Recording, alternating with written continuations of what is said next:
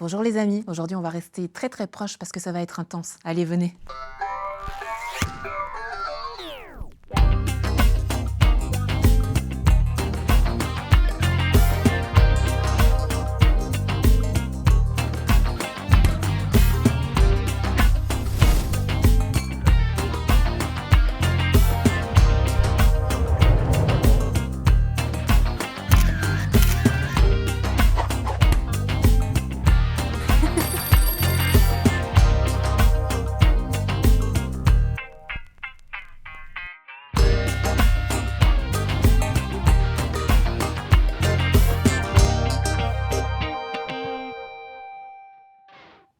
Bienvenue sur le plateau de Fais voir ta région, j'espère que vous êtes en pleine forme pour ce lundi. Nous oui, et on vous a préparé un petit sport express condensé comme on les aime.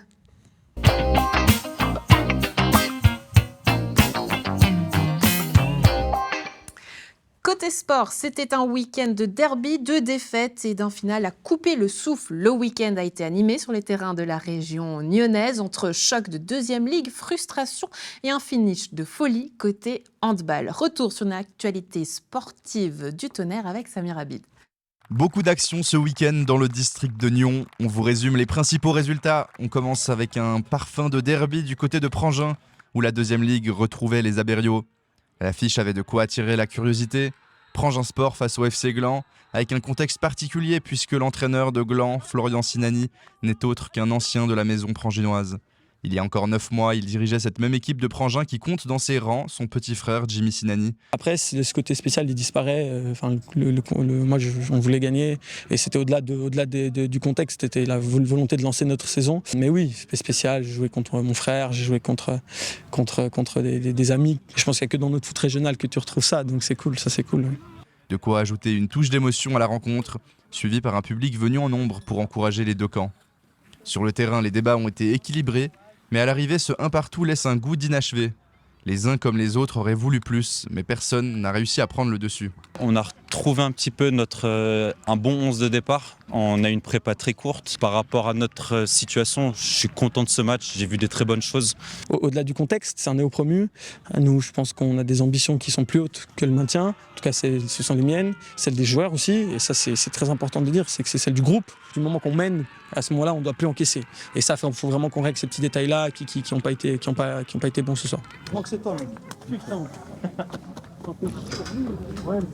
Cap ensuite sur Colovray, où la réserve du Stade Nyonnais recevait Forward Morges. Après une intersaison agitée, marquée par un profond remaniement de l'effectif et du staff, les jaunes et noirs sont encore en rodage.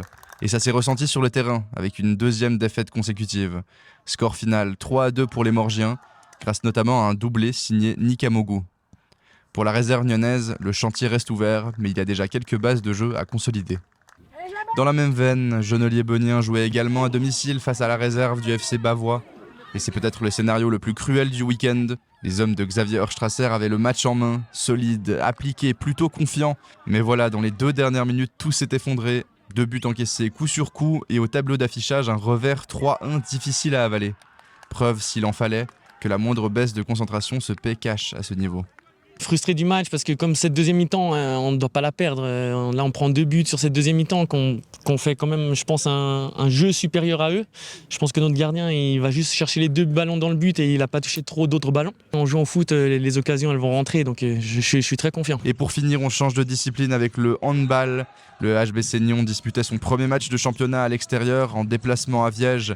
Et quel match! Du rythme, beaucoup de buts et un suspense tenu jusqu'à la toute dernière seconde. Menés dans les derniers instants, les joueurs de Lucas Soyer n'ont rien lâché et sont parvenus à arracher l'égalisation sur le fil. Score final 41 partout, un point qui vaut cher moralement et qui pourrait lancer une dynamique positive pour la suite de la saison. Allez, imaginez un petit peu des baignoires sur roue, des fusées en carton ou encore des avions faits maison. Saint-Sergue a vibré ce week-end avec la course des objets roulants non identifiés. Samir Abid vous emmène au cœur de cette fête très peu probable. Tout le monde connaît les ovnis, mais avez-vous déjà vu un orni?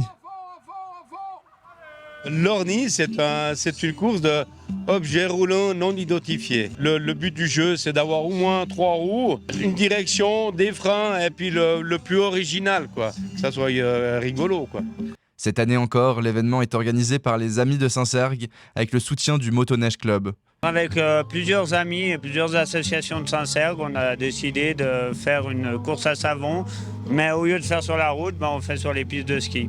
Une journée entière où les plus jeunes et les adultes s'affrontent dans une course de bolides construits par eux-mêmes. Et parmi les participants, on a rencontré Patrick. Lui, il a choisi de construire un avion. On a dit on va rigoler, alors on a dit on va créer un avion.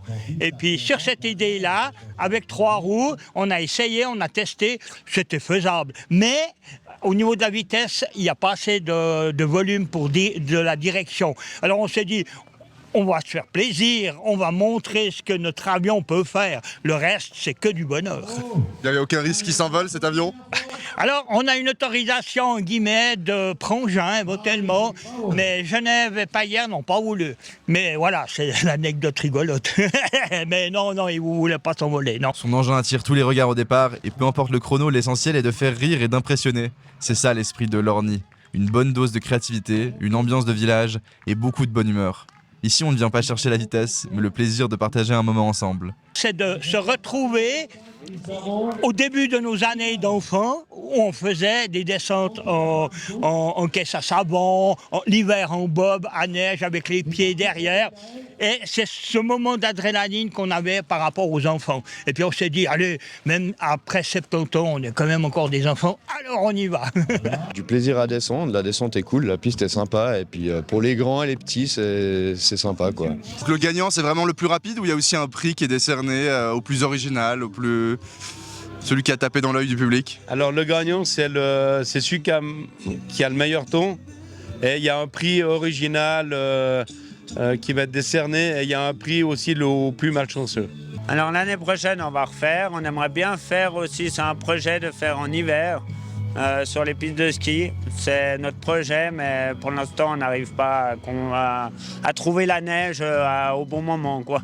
Et quand bien même l'avion de Patrick ne décollera pas, c'est bien lui qui survole cet événement, par son audace.